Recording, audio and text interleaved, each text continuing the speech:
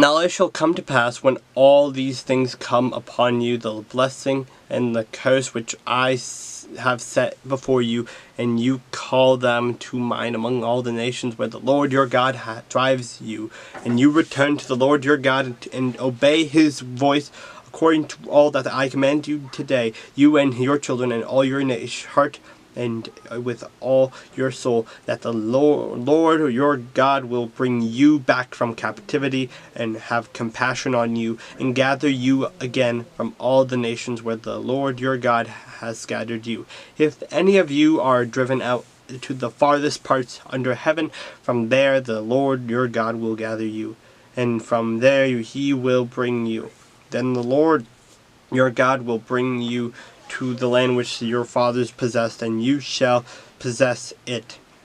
He will prosper you and multiply you more than your fathers. And the Lord your God will circumcise your heart and the heart of your descendants, to love the Lord your God with all your heart and with all your soul, and that you may live. Also the Lord your God will put all these curses on your enemies and on those who hate you, who persecuted you, and you will again obey the voice of the Lord and do all his commandments which I command you today. The Lord your God will make you abound in all the work of your hand, in the fruit of your body, in the increase of your livestock, and in the produce of your land for good.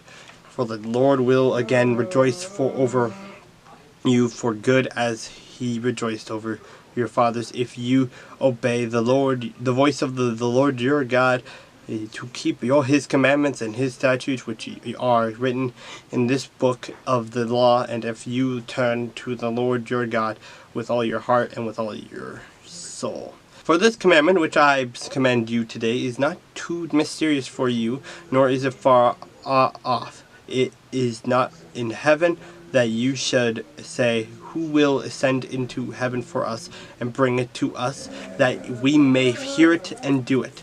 Nor is it beyond the sea, that you should say, who will go over the sea for us and bring it to us, that we may hear it and do it.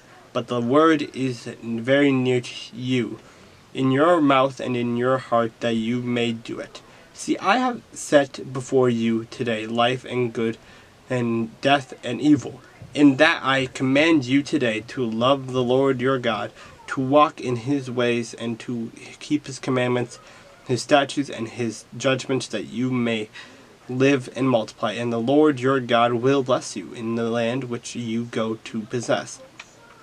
But if your heart turns away, so that you do not hear, and are drawn away, then worship other gods and serve them, I announce to you today that you shall surely perish. You shall not prolong your days in the land which you cross over the Jordan to go in and possess. I call heaven and earth as witnesses today against you, that I have set before you life and death, blessing and cursing. Therefore choose life, that both you and your descendants may live, that you may love the Lord your God, that you may obey his voice, and that you may cling to him. For he is your life and the length of your days, and that you may dwell in the land which the Lord swore to your fathers, to Abraham, Isaac, and Jacob, to give them.